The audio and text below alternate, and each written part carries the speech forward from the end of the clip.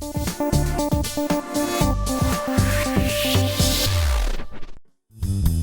views and opinions expressed in this program are those of the participants and do not necessarily reflect the views of BronxNet or the program underwriters. And hello, everyone, and welcome to Open, the one and only show that opens the Bronx and the rest of the world right to you. I'm your host, Daren Jaime. Today, we'll update you on what's happening in and around our Bronx community, as well as New York City. Coming up front and center, we're going to talk about how the Empire City Casino is helping create jobs for the community and how they're looking to revive the state's economy after COVID-19. Then afterwards, we'll talk about a new campaign New Settlements CASA is doing to help keep local families in their home in the wake of the eviction moratorium. Then we'll learn about the warning signs of hypertension and ways that you can minimize the risk of enduring high blood pressure. Also, we'll discuss how small businesses are growing under the NRS network. More details a little later on in the show. And then finally, we'll learn about one of the nation's largest and most dynamic Catholic healthcare systems. So stay tuned because all this and much more is heading your way. Right now, we're officially open.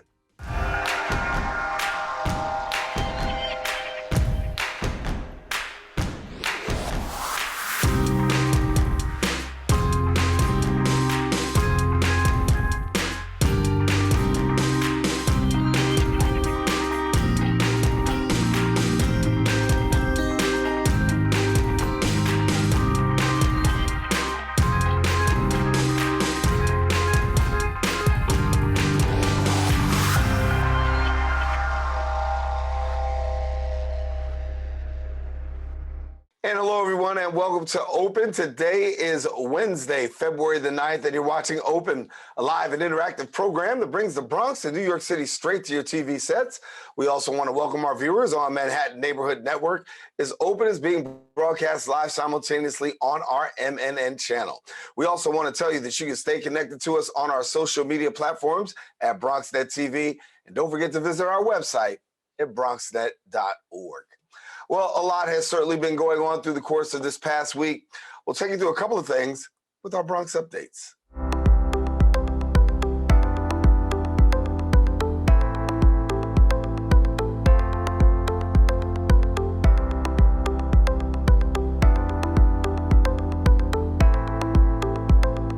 We start out with COVID-19 news. New York City has announced that it will deliver antiviral pills to those who've been affected by COVID-19 and also to residents who test positive and are at risk for serious illness.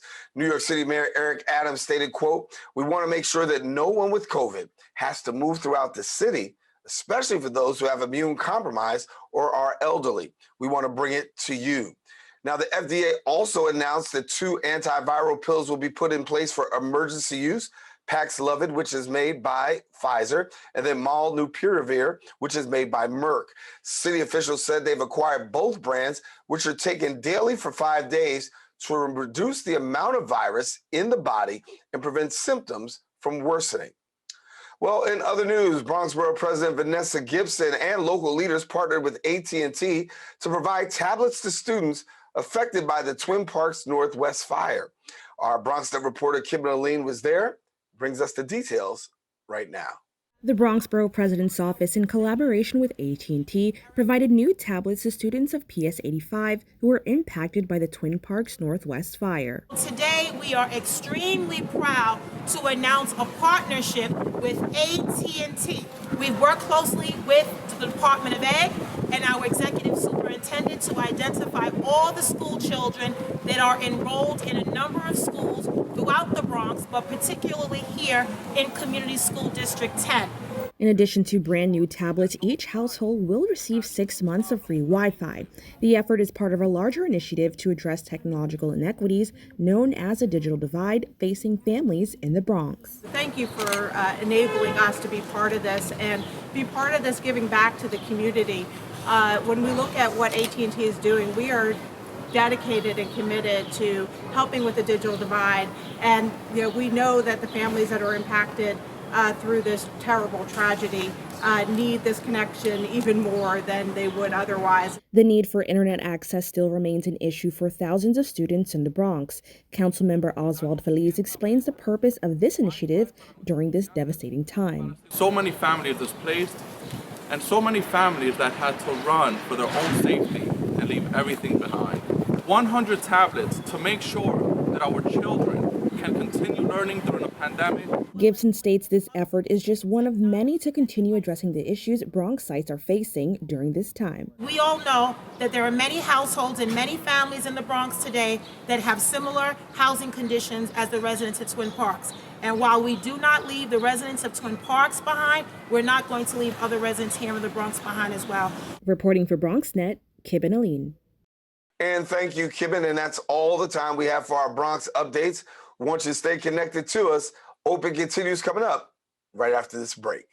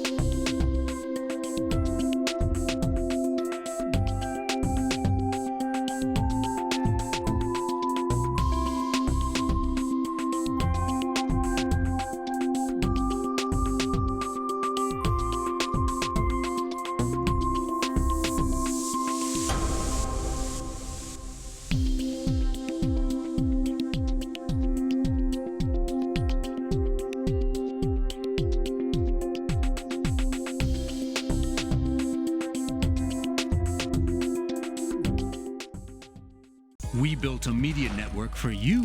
BronxNet TV. Come learn in your new state-of-the-art studios at Lehman College. At Mercy College.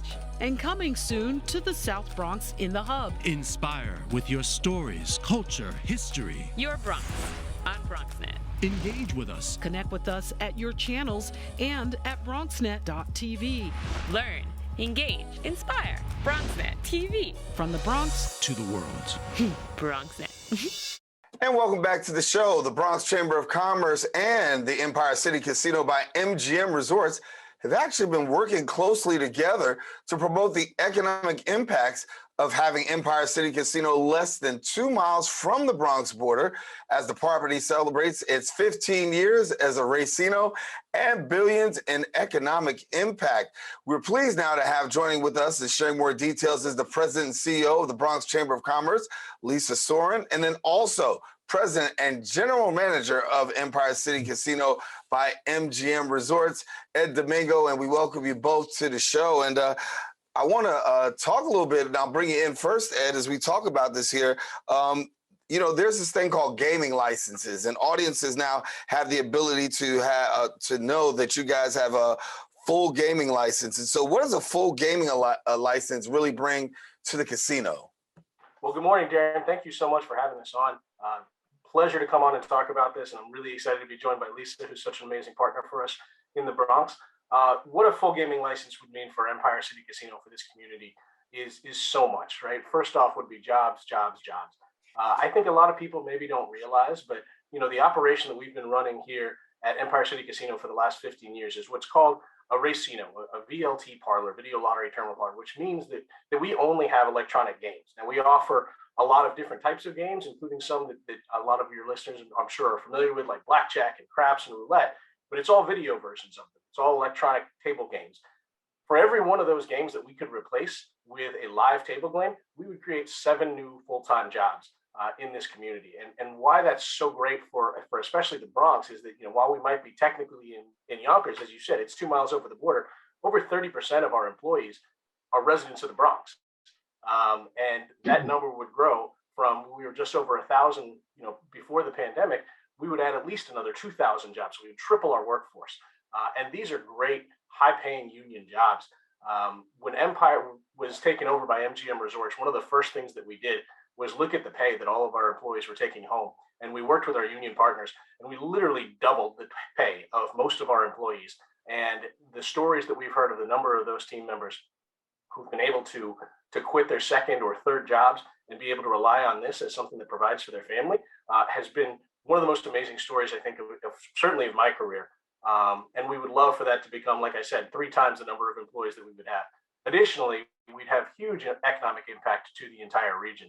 And we spend $30 million annually purchasing from local vendors, a lot of whom are in the Bronx. And, a new gaming license would allow us to open additional amenities, additional restaurants, additional areas where we would be able to partner with more local businesses and support economic development throughout the region. So it would be an absolute home run for the entire region if we're able to bring this commercial license home this year. Yeah, let me talk to Lisa about this, because having a commercial license and having the Bronx be so close, we said 2 miles from the Empire, casino, a lot to offer, particularly for Bronx residents. And we'll talk later on, but definitely Bronx businesses overall.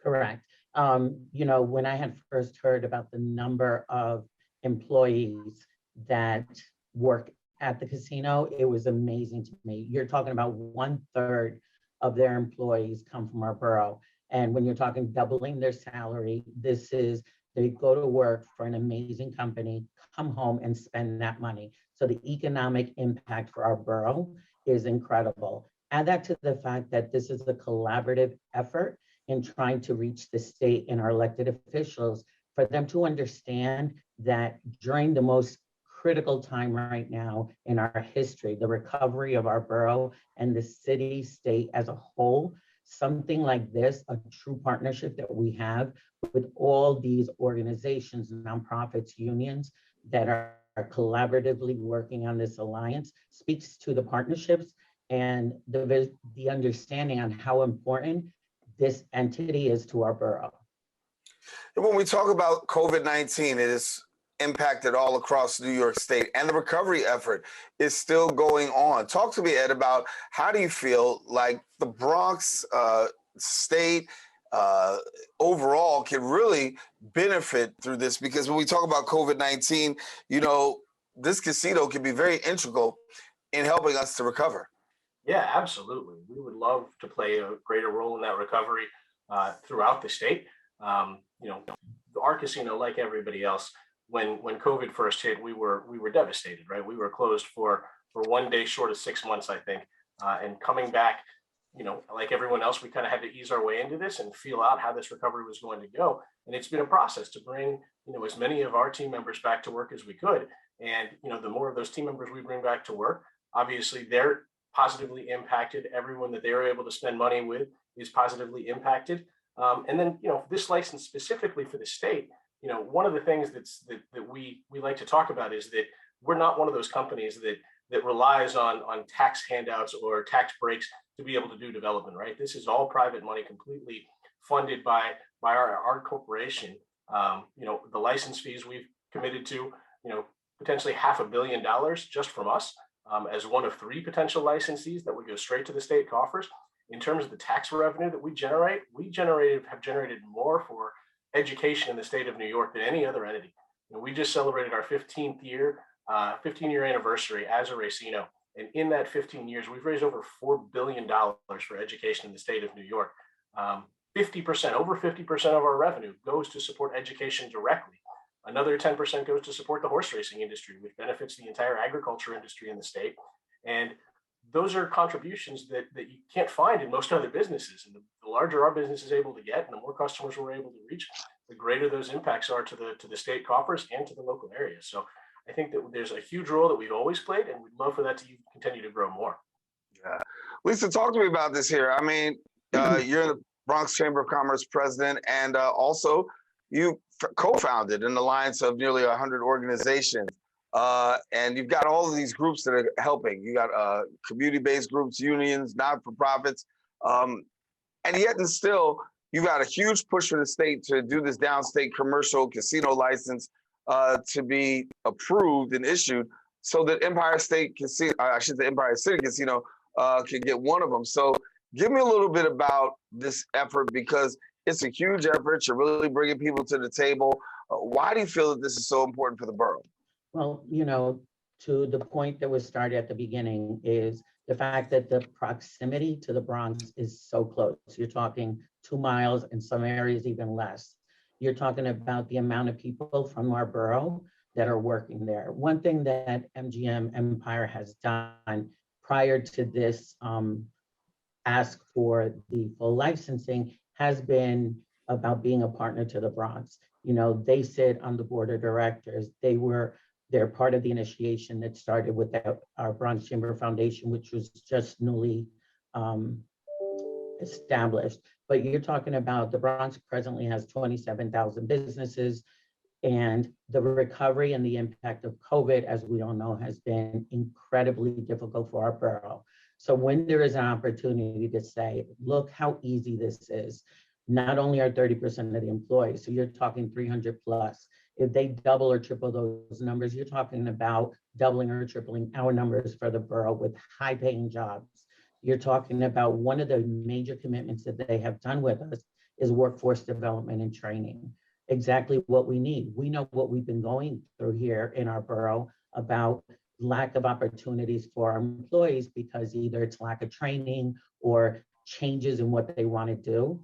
Empire Casino is one of those partners that is willing to do that in partnership with us. So why this alliance? It's really because this alliance is representative of every industry that we talk about that really impact the borough in which we represent. The nonprofits that depend on the generosity and the partnerships from private companies, the unions, strong behind union jobs that are so dire to the people of the Bronx for many reasons, long-term economic impact. Teachers, schools, private businesses, small businesses, because one commitment that has always been from Empire and MGM now is the fact that they use Bronx businesses for some of their services and vendors. That's huge for us because as a Bronx Chamber, we're always looking, how do we provide services to our small business? And that's a cornerstone of what we are, because keep in mind, almost 85% of our businesses are considered small business. So when you have a multi-billion-dollar, million-dollar company that's willing to invest, make a part of, then you join a collective voice to our state officials to say, it's not only the Bronx Chamber, it's across the board because everybody has the same message. This is really good for the Bronx and really good for the state. And I learned a pretty interesting fact about you. You were actually in Las Vegas before you actually came to Yonkers, working as CFO at the Bellagio. And then you make the trip and come all the way over here to Yonkers. This is not the Strip. I know it's not, but yet still, you're here and you're doing it. Talk to me about the transition, how it's been, and really, what's it been like? Oh, that transition's been awesome, Darren. It's been an incredible journey. I lived in Vegas for a few years, and I got the chance to work at Bellagio, which is one of the iconic properties in the MGM family. But it's funny to hear you say that that this is not the Strip, because while Yonkers is not, there is actually a version of the Las Vegas Strip that runs up and down the East Coast. MGM has properties now running from Maryland into New Jersey, into New York, and into Massachusetts. So we got a presence out here. And when MGM acquired Empire City, I was literally the first person to raise my hand and say, "Send me." I know that city. I know what the potential is there. I was lucky enough to live in the city for a few years when I was a younger man, and it was before I was in the casino business. And once I joined this industry, I never really thought I'd get the chance to come back to New York. But when this opportunity presented itself, the potential that this place has in the market and this community and the people here, I knew was going to be an absolute home run. So I was excited to come back. My family has been thrilled to be here. We love living here. We love being part of the excitement and the energy here in New York. I mean, Vegas is Vegas. It's got its own thing, but there's nothing like New York, man. Yeah. What goes on in Vegas stays in Vegas, but what goes on in New York, it stays in New York, like the snow that doesn't make it over there. So, but listen, you're in a good place. I want to talk real quickly, and I only have like 2 minutes left, but I'll let each of you kind of dig in here. Talk to me about Bronx businesses, Bronx vendors. When you got this casino out here, the opportunity to really tap into some local talent and really support local business. How's that been going? Sure, it's been great. We've had some vendors that we've worked with for years here at Empire, right? Manhattan Beer is a great example of a Bronx business that we buy a lot from. We do that now running, a pretty small operation on the non-gaming side, to be honest, right? We run, one full service restaurant, we run a food court, and obviously we serve drinks on the casino floor. But with the commercial license comes a completely new set of customers, the opportunity to add additional restaurants, and increase that buy from the businesses we already work with. But there's also, $1 billion plus construction project that's going to happen here. If given the license, we got a lot of stuff that we want to build. We have a 97-acre campus that we would love to add more to, and that construction work, design work, a lot of that can happen out of businesses in the Bronx, and just open new avenues for all kinds of businesses for us to start to work with. Yeah. So for people who are keeping their eyes open and saying about the full gaming license, how long does it take? When will you know? When can we get some additional information? It's a great question. So I mean, the key step right now is getting it included in the state budget, right? And we'll know that by April 1st. Thankfully, Governor Hochul has included it in her executive budget, and we hope that the Senate and the Assembly see fit to include it in theirs as well. And then on April 1st, if that's in there, they start to define how long the process takes to take applications and to award those licenses. We're hoping to be aggressive that we get a piece of paper that says we can go by hopefully by the end of this year. Awesome. Well, we got to keep our eyes open and definitely see what happens. I think all the borough of the Bronx is excited for the possibility of what that can mean potentially with jobs, businesses, open doors, and another opportunity for gaming, real live and in person. So, Ed, it's been a pleasure to meet you. Hopefully, we'll stay connected and see you all throughout the course of the year, and we'll bring you back and definitely hear from you. And Lisa, definitely, as always, great to have you as well. Thank you so much for having us, and thank you for sharing this super important initiative that's happening here for our borough. Well, definitely. Yeah, definitely. And I know that it'll be a story that we'll continue to follow here, particularly on the Wednesday Open show. And we'll bring it to our Bronxites and see where it goes from there. Thank you both so much for being with us. Thank you, Daren. And thank you, Lisa. We love your support. We love your partnership. You guys are awesome. All righty. Well, for more information, now visit the website, bronxchamber.org, and then also EmpireCityCasino.com. We do have more shows. Stay with us. Open continues coming up right after this.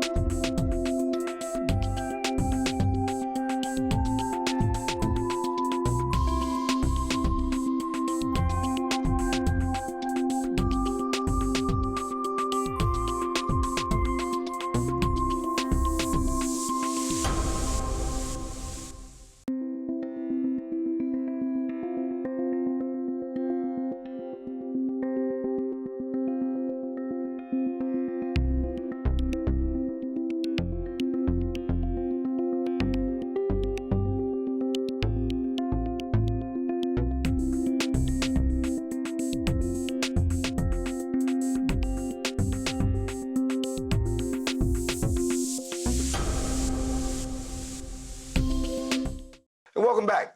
In recent news, Bronx tenants and members of New Settlements CASA rallied outside the Bronx Housing Corp to launch their campaign called Eviction Free Bronx, which keeps local families in their homes in response to the state's failure to extend the eviction moratorium.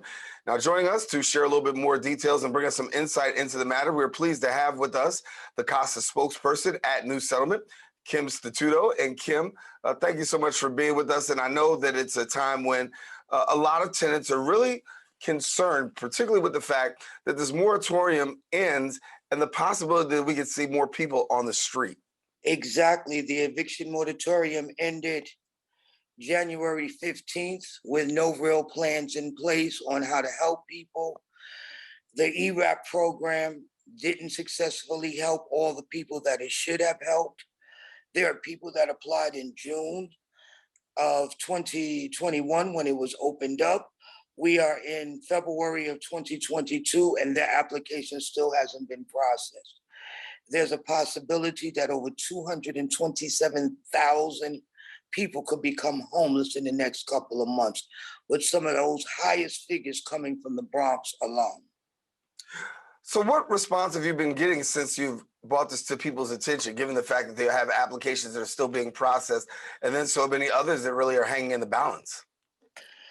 Nervousness, scared. People don't know what they're going to do. The state hasn't given us any real answers. They opened up the ERAP program again, even though there's no money there. There's no money there. They opened it up and told people to reapply. I'm not reapply, but continue to apply, and hopefully they can get money for the program again. But there's no money there, and I guess it's just like a little band-aid of protection, because if you apply, the landlord can't really go after you until that process is answered. That's the small protection. But what if it's not answered? Sooner or later, these landlords are coming, because the eviction moratorium is no longer in place. So you have an eviction-free Bronx campaign that you're actually launching, trying to help people who've been caught in the balance. Talk to us about what this campaign is aiming to do. It's aiming to educate people on their rights as a tenant. It's aiming to educate people on the right to counsel if they are faced with an eviction, that they can go into court with an attorney, as landlords come into the court with an attorney, so they don't have to stand there alone and hear legal jargon that they're not familiar with. And then a lawyer can represent them and help them stay in their home, because we know most of the times when a tenant is with an attorney, 86% of the time they get to stay in their homes. So hopefully having some representation will kind of mitigate that, but yet and still the fact remains, there are people that possibly could be evicted from their homes. What response have you gotten from tenant associations? Are you seeing more mobilization around this, or is there a lack of awareness when it comes to the fact of what could potentially happen? The momentum is building. Everybody, right now, everybody is trying to figure out what is going to happen to them. Is there going to be an eviction paper put on their door? So mobilizing and getting people to know, with the town halls that we hold, with the workshops of education that we hold, and then they hear our mayor that put this housing team into effect, which is not really tenant friendly, it's more landlord friendly than it is tenants. They're really nervous, so they're definitely trying to get to understand what their rights are and how they can protect themselves against possibly becoming evicted. What response have you gotten from elected officials? I see that you mentioned the mayor there, but locally on our elected officials front, what response have you gotten from them? Are they sensitive to the matter, and have they been receptive in helping you out? There are some in the Bronx that are receptive, and in Manhattan, and helping us out, but everybody is not standing with us. They tell us it's on a state level, it's not a local level. That, the eviction moratorium was on a state level, so they did all they can. They can try to help and stand and protect us and garner together to try to get more money into the ERAP program, but that's just a promise. Like, you haven't really, like, maybe if you would have stepped up in the beginning and helped us push the eviction moratorium or cancel the rent altogether, we wouldn't be where we are right now on February 2022. What can tenants do who are watching this program, and if they have family members that they know are stuck in this matter and they're really concerned about eviction, what can a tenant do to be able to reach out to you to get the access that needs to mobilize, or to even get a possible defense in the wake of possible evicted?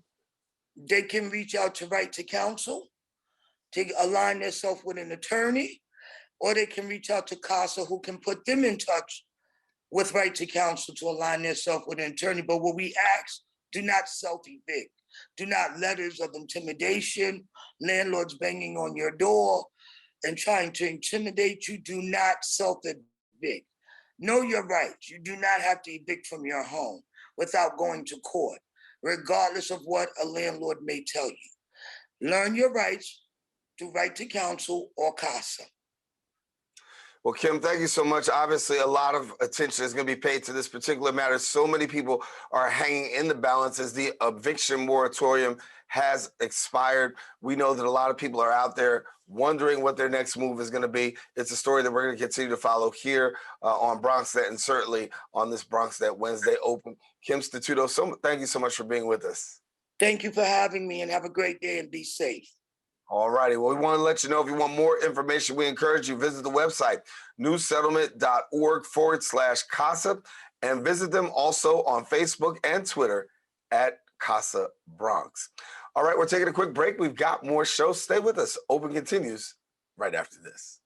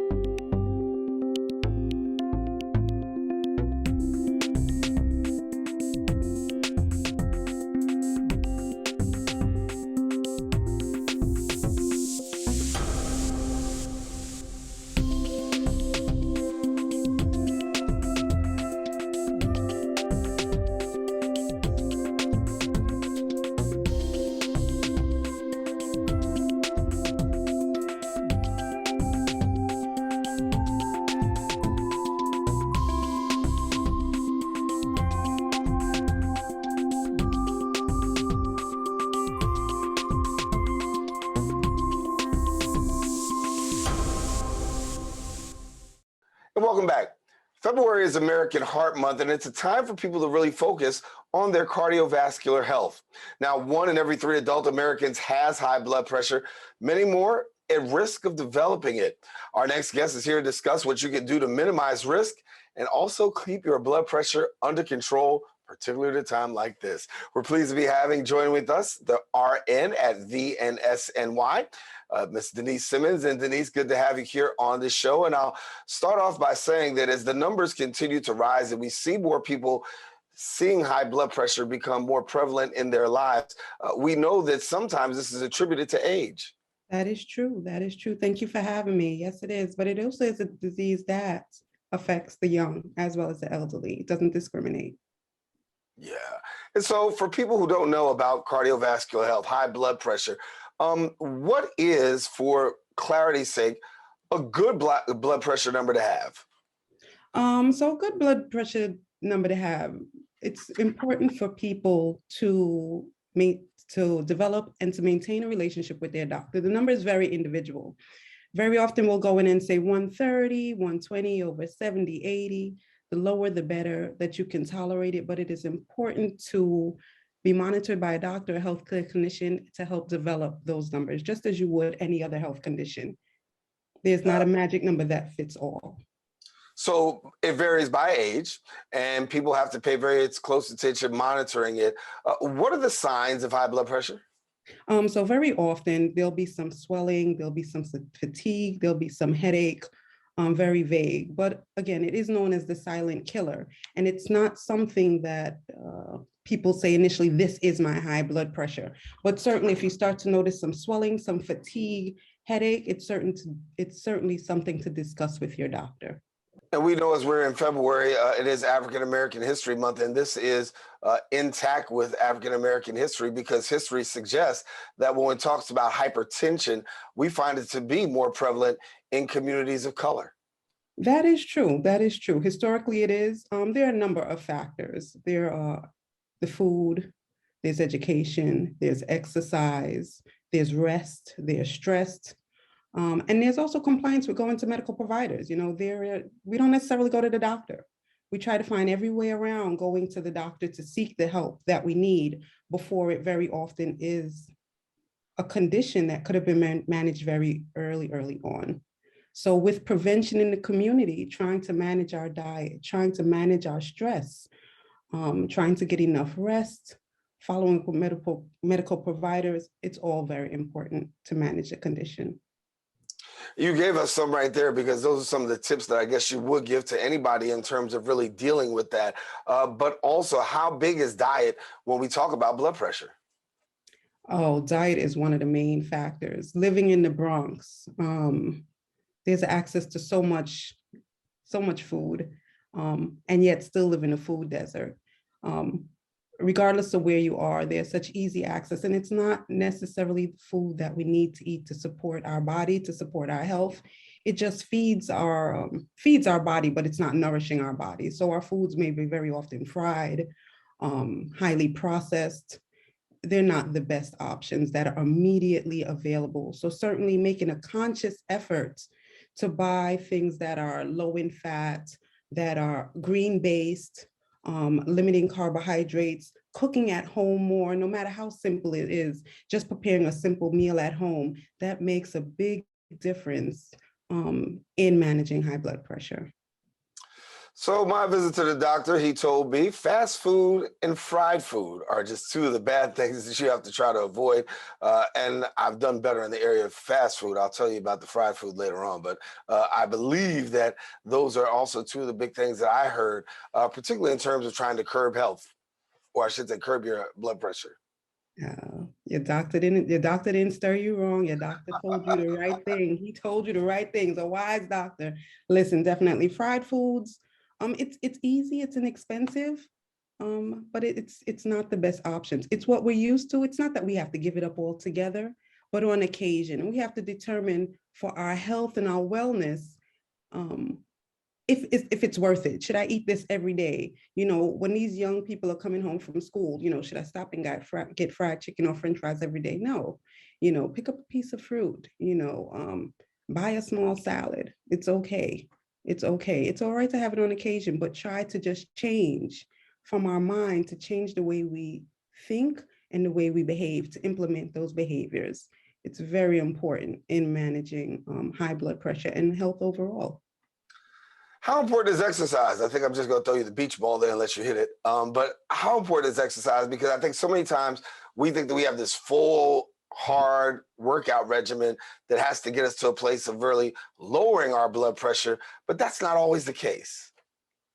Just move, just move, just move, just do something. Just get out and do a simple walk. Just start small steps, baby steps. You know, you eat an elephant one bite at a time. How do you get to accomplish great things? One step at a time. So simply moving. A gym is great if you have the financial resources and if you have the time, but if you don't, you know, if you're able to, in your building, take the stairs and get the mail and take the elevator up. And if you live way up in a building, maybe coming off on the second floor and then walking down and up one flight of stairs, but just get it in a little at a time, a little at a time. Do what you can. Set realistic expectations to support your goal. And if one is diagnosed with high blood pressure, talk to me about what are the treatment options, because I think sometimes people have an aversion of even going to see the doctor because they have a fear for how bad those treatment options may be. Treatment for diabetes, like anything else, it's multifaceted. It's definitely going to the doctor is the first step.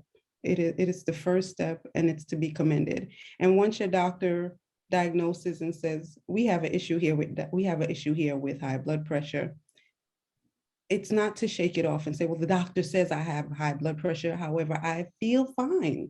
This is the thing with blood pressure. We very often feel fine. We walk around, but inside is a ticking time bomb. So it's to understand that my blood pressure has been elevated, to understand and work with your doctor or your nurse to understand what are the factors that have led to the doctor saying to you, your blood pressure is high. Is it my diet? Is it my rest and work activity balance? Is it my activity level? Is it my stress? Are there other factors such as smoking that are contributing to this diagnosis? And although I feel fine, understanding and accepting when your doctor says that this high blood pressure, you may not feel it at this time, but it is working in your body. It is causing certain problems in your body. And with the interventions that myself and a nurse will teach you, if you integrate them, it can help to manage the condition so that you can live well. So again, as we spoke about, there's diet and exercise, and then there are pills that the doctor can start with, of course, to support you. And one of the biggest things is once you get your medication, it's not a one size fit all. It's not going to the store and buying shoes and they're going to last forever. You're not going to be a size 9 forever. It's a continuous relationship with your doctor to understand that you have the right medication at the right dose to support wellness. Because again, the doctor said it, but it needs to be monitored to know how well your medication is working for you, along with your behavior modification. And very quickly before we go, I got to leave on this point. Just because you're on high blood pressure medication doesn't mean that you have to stay on high blood pressure medication, correct? Not necessarily. So remember, behavior modification is one of the biggest factors. So continually changing your behavior, as we've previously previously spoken about, is key. And then also adding your medication to the regimen, keeping up with your doctor's appointments to know how your behavior and the medication is working for you. If you have improvement in your stress, in your rest, in your activity, in your weight, your doctor may say, listen, this is fantastic. We have reached a point where we can reduce or even eliminate your medication. It is possible, but you have to keep up with those good behaviors that you integrated, right? To stay off the medication and continue that relationship with your doctor. Life changes. We fall off the wagon from time to time, right? So we have to stay in that relationship with that doctor to support us in our journey. Well, Denise, after 21 years in the business, we consider this very sound advice. Thank you so much for being with us and sharing with us here on Open as we talk about cardiovascular health. Thank you so much for being with us. Thank you for having me. All righty, and I want our viewers to know if you want more information, this is a very important topic, and particularly for those in the African-American communities, we know that hypertension is something that affects many in the community. It's encouraged that you get information. So if you want more, visit the website, VNSNY.org, and then also call them at 1-800-675-0391. We encourage you to stay with us. Don't go anywhere. Open continues coming up after this short break.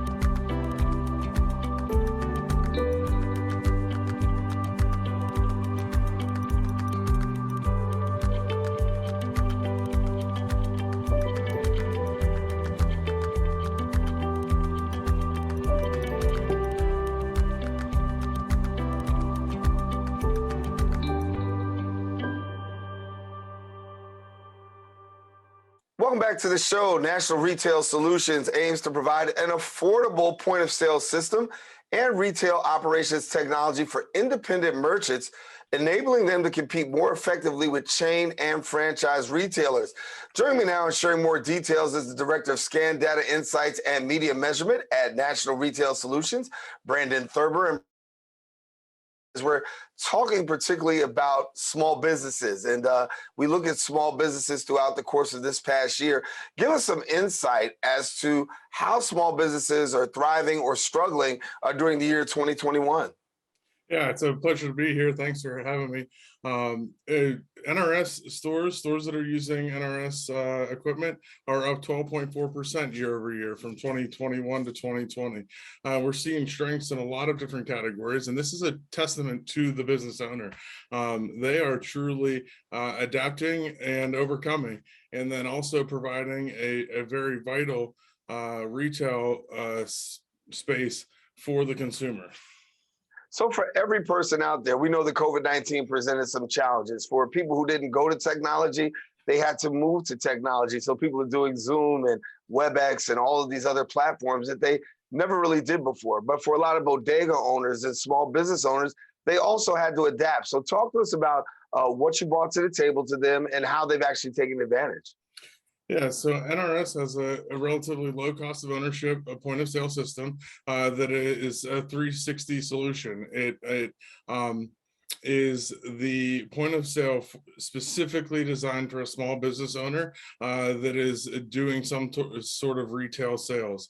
It helps you manage your inventory. It provides you reports right to your mobile device. So it's really a one-stop shop for any small business owner that is selling. And so you're seeing a tremendous amount of growth this year. Talk to us about what do you feel that growth is particularly attributed to? A lot of it's the resiliency of these small businesses and the necessity of them. The consumers are flocking to them as often as they have been in years past. Like I indicated, over 12% growth year on year, and the transaction count, so the trips to these stores is up 1.3%. So that's two things there. People are going to these small businesses more often, these bodegas and mini marts, and when they're there, they're spending more money. And so you got some exciting things happening. Talk to us about what's happening and what you look forward to as we're now in this new year. So we're looking to continue our growth, both our presence in this small format, small business owner, independently owned space. And we're looking to expand our knowledge and data offerings across the country. And so as we talk about where we are today, and we see that small businesses are really trying to recover, I know that one of the things is because we are seeing some more increased foot traffic into businesses, it's helping them with their business. And at the same time, the solutions that you're providing are really helping them to be able to manage more effectively. Manage more effectively is the best way to put it.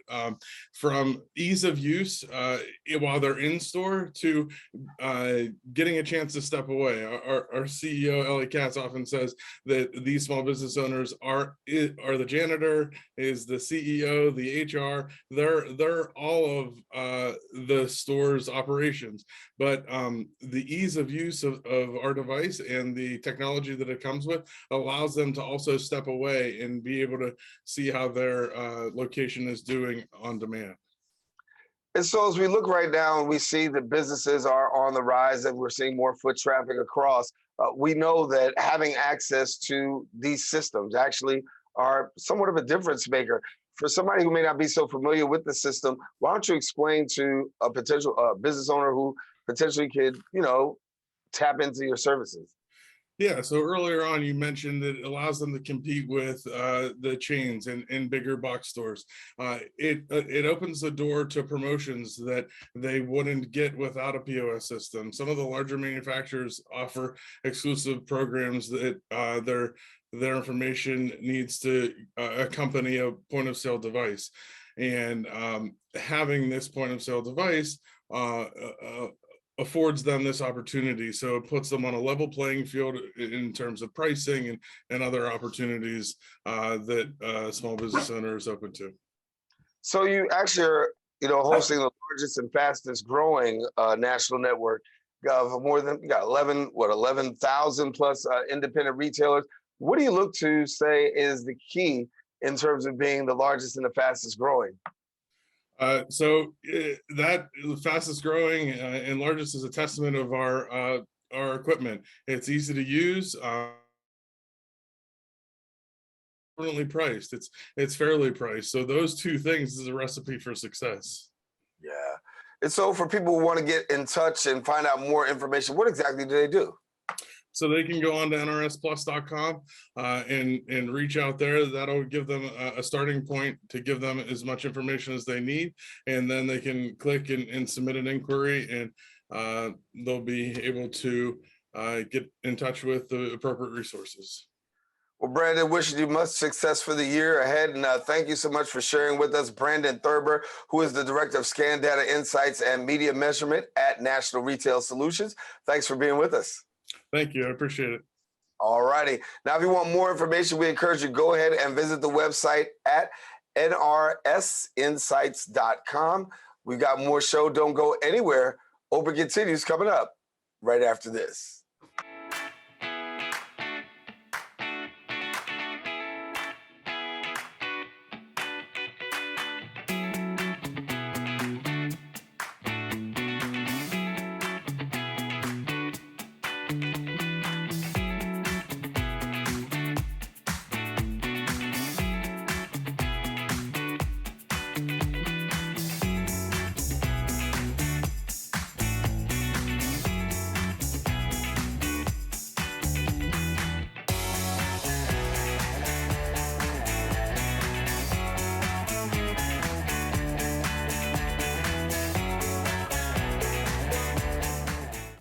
back to the show. ArchCare provides quality care to thousands of people of all faiths through its home and community-based and residential care programs.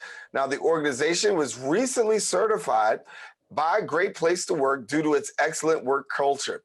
Joining us now to share a little bit more of the details is the Senior Vice President and Chief Experience Officer at ArchCare, Hugo Pizarro. And Hugo, thank you for being with us. And it's got to be a great time for you having this certification. So for somebody who may not be so familiar, what exactly is the Great Place to Work certification?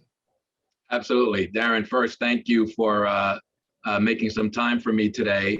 So the Great Place to Work certification, they are the global authority on workplace culture, employee experience, employee engagement. We set out on a journey back in 2019 and set a goal to be certified by 2023. So we got a little bit ahead of our goal, but it's all a good thing. Well, congratulations. And I mean, as you look at this certification, it's pretty major for your organization. Talk to us about what were they looking for, what it took for you to get this. So just to take you back a little bit to our journey starting in 2019, we decided back then that we were going to stop measuring employee satisfaction and really look at measuring employee engagement. And Great Place to Work, that's a hallmark of what they do and what they measure for. And the way they measure for engagement is really looking at what they call their trust index. Trust in the organization, trust in the leadership, trust in the work that we do, and trust in our mission. So that's really what we were looking to achieve in terms of building that, continuing to build that trust and confidence of our employees. And so as you look at this certification, a lot of people are saying, wow, you know, you had a benchmark for 2023, you got it done in 2022, and now you've got the opportunity to go forward. What does this mean for you as you move forward with this certification? Well, as you know, it's, or you may not know, but it's an annual certification. So we need to recertify every year, and our goal is to continue and maintain that certification. But just to tell you a little bit about, again, about the journey, when we started the journey in 19, you know, we set the goal. We had our first survey, and we fell short of being certified. And then 2020, the pandemic hit. We did a lot of things during that time, and our motto during that period was really taking care of the employees, because they are the ones who take care of our patients and our residents. So we did a lot of things and put a lot of programs in place to try to address the needs, and we really wanted to meet people where they were. We have about 350 of our employees out of our population of 4,000 that work in the Bronx. But we're always open and looking to what can we offer, what can we do to meet people where they are. So what we did in 2020 was we took the survey, and instead of the traditional survey, we really measured what people needed and what people wanted. And the results were pretty remarkable and surprising at that time. But people asked for assistance with mental health. They wanted more emotional support. And if you remember what we were going through back in 2020, mental health and emotional support was a really, really big deal in terms of giving people that that service. So we did a number of things. We have a chaplaincy program. We are a faith-based organization. So we have a chaplaincy program that we provide Catholic priests to a number of healthcare providers, hospitals and nursing homes in New York State. So we were able to mobilize that team, and we provided one-on-one, I won't call it counseling, but conversations that people were able to have with those chaplains. We have on staff a bereavement counselor that we also made available, just to kind of give people, again, another opportunity to be able to talk about what they were going through. And then we kicked off what we call Meditation Mondays. And I have to tell you, I'm a big believer in meditation these days. And that Meditation Monday is a very, very popular day for us in terms of people participating virtually, of course, in that meditation. So again, we've done a number of things during the pandemic to try to address some of the needs and meeting people where they were. And a lot of those initiatives, I think, led to the certification that we were able to obtain. So somebody doesn't know all about ArchCare. Tell me a little bit more about the services and the programs that you have to offer. Absolutely. So ArchCare, we are a post-acute healthcare organization. We offer residential services. So we operate 6 nursing homes in New York, 2 of them in the Bronx, St. Vincent de Paul and Providence Rest. We have what we call home and community-based services, where we offer home care, both nurses as well as aides. We have a managed long-term care plan that provides coverage for individuals with chronic conditions. We have a Medicare Advantage plan, and we have a PACE program, ArchCare Senior Life. ArchCare Senior Life, and the easiest way to describe it, it's a nursing home without walls. So all the services that you would get in a nursing home, you would get through the PACE program. All of your primary care, your social work, your recreation, there's a day center component, transportation's available and provided. But at the end of the day, the individuals go home back into the community. And that's something that we started several years ago, and obviously is important to the people that we serve. And what about health plans? Health plans, as I said, the managed long-term care plan, caring for people with chronic conditions, the Medicare Advantage plan, which sits on top of the nursing home benefit and is a nurse practitioner model that provides additional clinical services. And again, our PACE program. Yeah. And so for somebody who wants more information, how do they go about accessing and finding out the great things at ArchCare? Well, we have a very robust website that you can visit and see and read a lot of the information. Testimonials are on there, videos. There is an info@archcare.org that individuals could email if they want more information. And we also have a care navigation number that people can call, which is listed on the website, and ask for assistance either about nursing home care, senior services, etc. Well, Hugo, it's been great having you, and thank you so much for being with us and sharing a little bit about ArchCare. Congratulations on the certification. As you said, you got it done a year early, and yeah, it's something that you have to do year after year, huh? That's right, and that's the differentiator, Daren. We offer sign-on bonuses up to $20,000 for certain positions for individuals that come work at ArchCare. So visit the website and visit our career section. All righty. Well, we got to leave it there. Hugo Pizarro, our guest, and thank you so much for being with us. And as I told you before, he is the Senior Vice President and Chief Experience Officer at ArchCare. And if you want more information, yes, please go visit the website, archcare.org. Also follow them on Facebook at ArchCare Official. Well, we come to the end of our show today. I want to thank all of our guests for joining us, and most of all, you, the viewer, for tuning in. Now, if you missed any part of today's show, you can catch the recablecast on BronxNet Channel 67. If you have Verizon Files, that'd be Channel 2133, or anytime on the web at bronxnet.org. And we want to tell you, if you want a brand new episode of Open, well, join on Open Friday for my girl, Rena Valentine, where she brings you the best in arts and entertainment, as well as bringing us some updates along with COVID. So listen, thank you for joining us here. I am Daren Jaime. Thank you for watching this Wednesday edition, Open Wednesday. Take care. God bless. And we'll see you, God willing, next week.